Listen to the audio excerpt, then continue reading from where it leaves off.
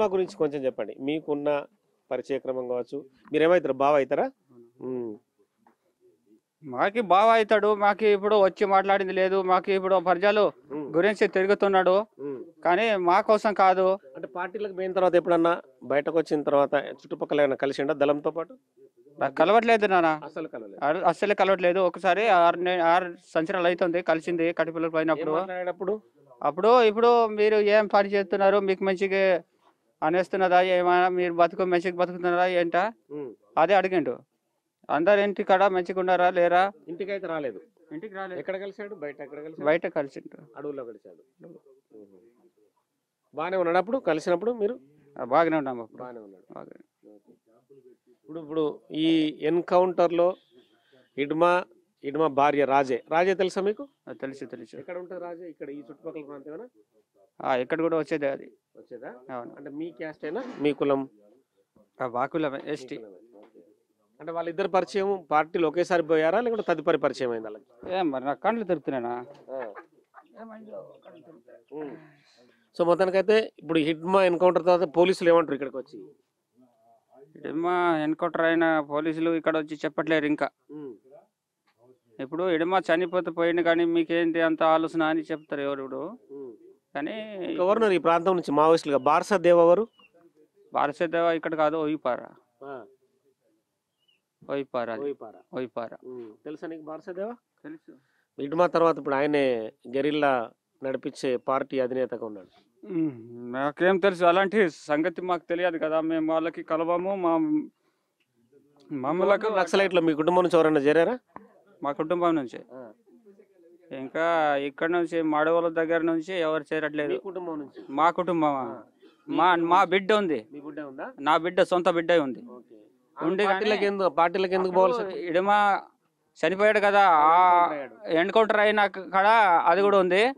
అదే దానికి jail పెట్టిండట, Rajahmundry jail పెట్టి ఉన్నారని.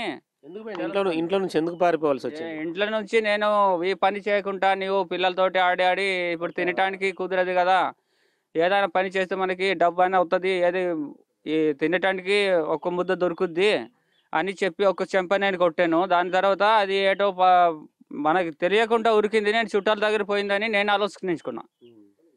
అట్లా అని నేను రేపు ఎల్లుడో ఉండి చూద్దేమో లేదు, దళంకి పోయింది అన్నాడు.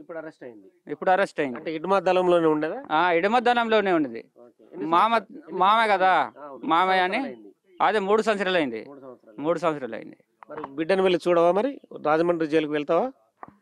ఏం చేయాలి నాన్న, ఇప్పుడు ఎక్కడ తెలియకుండా మేము ఇప్పుడు సుఖమా, మాది జైలు అయినా ఏదైనా దంతవాడ సుఖమా. పోలీసులు ఏమైనా చూపించారా? అంటే నీ బిడ్డను చూపిస్తానని చెప్పి తీసుకెళ్తా అంటున్నారా?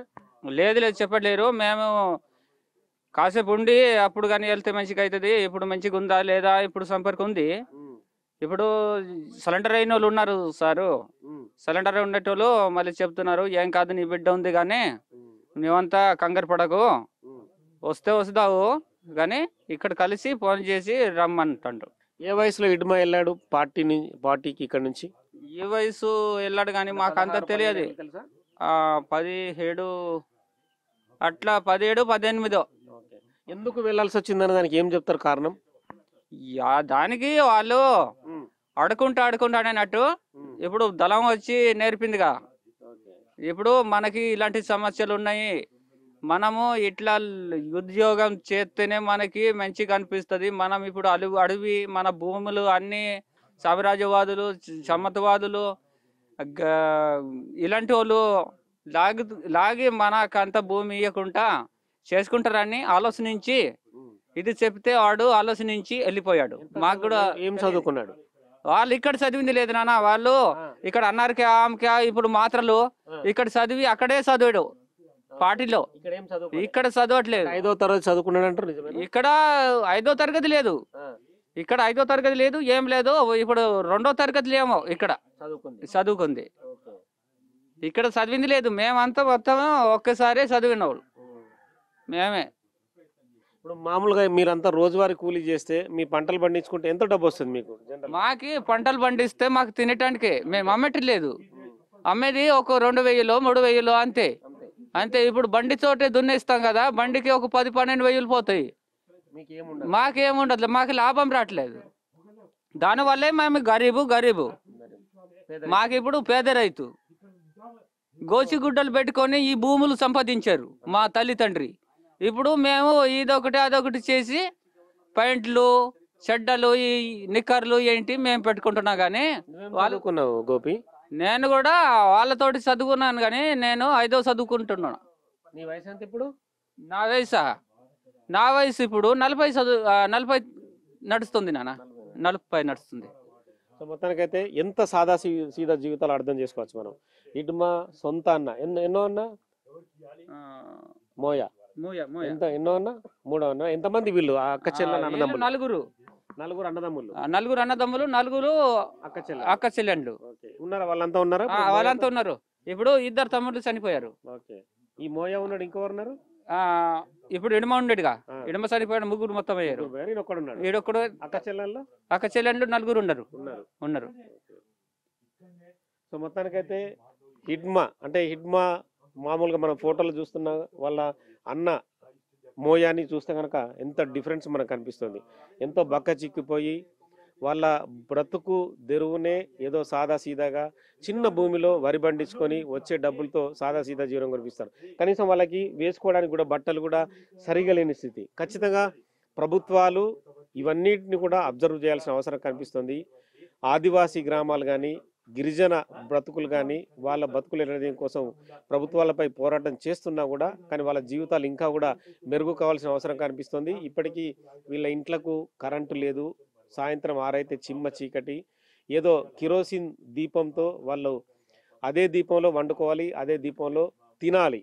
మనం మామూలుగా హైదరాబాద్ లాంటి పట్టణాల్లో ఉంటే కరెంటు లేకుంటే మనం తినేటప్పుడు కరెంటు పోతే మనం ఎంత గందరగోళానికి గురవుతుంటే మన పిల్లలు కరెంటు పోయింది ఎలా తినాలన్న బాధకు గురవుతారు. కానీ వీళ్ళందరూ అదే కరెంటు పోయిన స్థితిలో వాళ్ళు ఆ అన్నంలో పురుగులు పడ్డా ఇంకేది పడ్డా కూడా చూసుకోకుండానే వాళ్ళు అన్నం తింటుంటారు. అదే అన్నం కడుపులోకి వెళ్తుంది. మళ్ళీ తదుపరి వాళ్ళ బతుకును తీసుకోవడం కోసం ఉదయమే లేచి పొలాల వెంట పరిగెడుతుంటారు. వాళ్ళకు వచ్చేది ఈ మనం చెప్పకూడదు మామూలుగా మన దగ్గర వేలకు రూపాయలు ఉండాలనుకుంటాం. కానీ వాళ్ళు ఏదో 6 కాలం పంట పండి వెళ్ళదీస్తే వాళ్ళకి వచ్చే డబ్బులు ఇందాక గోపి చెప్పినట్టు వాళ్ళకి వీళ్ళకి ఇవంగా మిగిలేటి వేలల్లో. సో అవి కూడా వాళ్ళ పిల్లలకి బట్టలు కొనుక్కోవడం కోసం కావచ్చు, మిగతా వచ్చిన ధాన్యంతో బతుకు వెళ్ళడం కోసం ఉంటుంది.